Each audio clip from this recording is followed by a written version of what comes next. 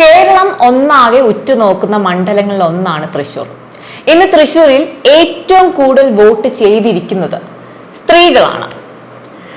പണ്ടുള്ള സ്ത്രീ വോട്ടർമാരുടെ അവസ്ഥയിൽ നിന്നും ഇന്ന് ബഹുദൂരം മുന്നോട്ട് വന്നിരിക്കുകയാണ് ഇന്നത്തെ സ്ത്രീജനം, അല്ലെ? ഇന്ന് തെരഞ്ഞെടുപ്പില് ഒരു സുപ്രധാന പങ്ക് സ്ത്രീകൾ വഹിക്കുന്നുണ്ട്. അതായത് തെരഞ്ഞെടുപ്പിൽ ആര് ജയിക്കണം എന്നുള്ള നിർണായകമായിട്ടുള്ള പങ്ക് വഹിക്കുന്നത് സ്ത്രീകൾ തന്നെയാണ്. അതുകൊണ്ട് തന്നെയാണ് 2024 ലോക്സഭാ ഇലക്ഷനിൽ തൃശ്ശൂരിലെ സ്ത്രീ ജനതയുടെ വോട്ടുകൾ ഏറ്റവും കൂടുതൽ അനുകൂലമാകാൻ പോകുന്നത് NDA സ്ഥാനാർത്ഥിയായിട്ടുള്ള സുരേഷ് ഗോപിക്ക് തന്നെയാണ്.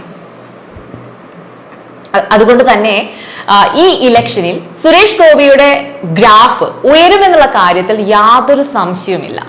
2019 സാഹചര്യമല്ല ഇപ്പോൾ ഉള്ളത്, അല്ലെ? ഇപ്പൊ സുരേഷ് ഗോപിയെ സംബന്ധിച്ചിടത്തോളം പൊതുജനങ്ങളുടെ ഇടയിൽ, പ്രത്യേകിച്ചും സ്ത്രീ വോട്ടർമാരുടെ ഇടയിൽ വലിയൊരു സ്വാധീനം അദ്ദേഹത്തിന് ഉണ്ടാക്കിയിട്ടുണ്ട് എന്നുള്ളത് ഒരു വസ്തുത തന്നെയാണ്. ശരിക്കും പറഞ്ഞാൽ BJPയുടെ ഒരു ടാർഗറ്റ് തന്നെയാണ് എന്ന് പറയുന്നത് സ്ത്രീ വോട്ടർമാരായിരുന്നു.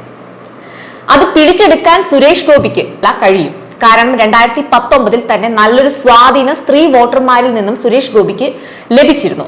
അങ്ങനെയെങ്കിൽ ഇത്തവണ തൃശ്ശൂരിലെ സ്ത്രീകൾക്കിടയിൽ സുരേഷ് ഗോപി എന്നൊരു തരംഗം സൃഷ്ടിക്കാൻ സാധിച്ചിട്ടുണ്ട് എന്ന് തന്നെ നമുക്ക് പ്രതീക്ഷിക്കാം. പൊതുജനങ്ങൾക്കിടയിൽ ഒരുപാട് സഹായം ചെയ്തു കൊടുക്കുന്ന ഒരു വ്യക്തിത്വം തന്നെയാണ് സുരേഷ് ഗോപിയുടേത്, പ്രത്യേകിച്ചും സ്ത്രീകൾക്കിടയിൽ, അല്ലെ? അതുകൊണ്ട് തന്നെ സ്ത്രീ വോട്ടുകൾ കൂടുതൽ സുരേഷ് ഗോപിക്ക് ലഭിക്കുമെന്നുള്ള കാര്യത്തിൽ യാതൊരു സംശയം നിലനിൽക്കുന്നില്ല. പിന്നെ മറ്റൊന്ന്, മുരളീധരന്റെ കാഴ്ചപ്പാടിൽ അദ്ദേഹം പറഞ്ഞിരിക്കുന്ന ഒരു വസ്തുത എന്താണെന്ന് വെച്ചാൽ CPM BJPക്ക് അനുകൂലമായിട്ടുള്ള നിലപാടെടുത്തു എന്നുള്ളതാണ്. അതായത് പല നേതാക്കളെയും കാണാനില്ല CPMന്റെ. കാരണം സുരേഷ് ഗോപിക്ക് അനുകൂലമായി നിന്നു എന്നുള്ളത് കൊണ്ട്. തൃശ്ശൂരിൽ നടക്കുന്ന ശക്തമായ തിരഞ്ഞെടുപ്പ് പോരാട്ടത്തിൽ സ്ത്രീകളുടെ സാന്നിധ്യം ചെറുതൊന്നുമല്ല. സ്ത്രീകളാണ് ഏറ്റവും കൂടുതൽ വോട്ട് ചെയ്തിട്ടുള്ളതും. പിന്നെ തൃശ്ശൂരിന്റെ ശിരസ് ഉയർത്തുന്ന ഒന്നാണല്ലോ തൃശ്ശൂർ പൂരം. തൃശ്ശൂർ പൂരം ഒരു വിവാദ വിഷയം ഈ തിരഞ്ഞെടുപ്പിൽ സ്ഥാനം പിടിച്ചത് കൊണ്ട് തന്നെ പ്രത്യേകിച്ചും സ്ത്രീകളുടെ ഇടയിൽ അത് തീ പോലെ ആളിക്കത്തിയിട്ടുണ്ട്. അതിനാൽ നിർബന്ധിതമല്ലാത്ത, അതായത് സ്വമേധയായുള്ള വോട്ട് ചെയ്യൽ ഇവിടെ നടന്നു കഴിഞ്ഞു.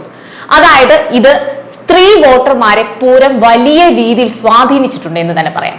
തൃശ്ശൂരിനി ആര് കൊണ്ടുപോയാലും അവിടെ ജാതി മത ഭേദമന്യേ ഒത്തൊരുമിച്ച് ആഘോഷിക്കുന്ന തൃശ്ശൂരിന്റെ ഉത്സവമാണല്ലോ അവിടെ മുടങ്ങിയത്.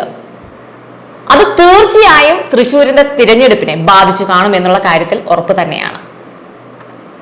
ഈ വിഷയത്തിൽ സർക്കാരിനെതിരെ വിവാദങ്ങൾ ഉയർന്നതിനാൽ അത് CPMന്റെ സുനിൽ കുമാറിനെ ദോഷം ചെയ്യുമെന്നും ഉറപ്പുള്ള കാര്യം തന്നെയാണ്.